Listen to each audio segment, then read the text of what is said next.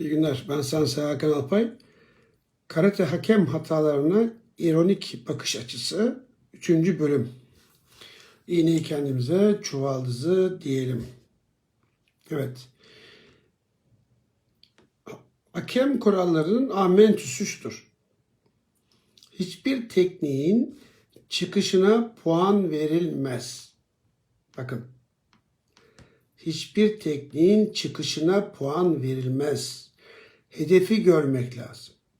Hedefi görmediğin bir tekniğin ne olduğunu bilmediğin için buna ne yapmayacaksın? Puan kaldırmayacaksın. Bu olmayacak. Olmaması gerekiyor.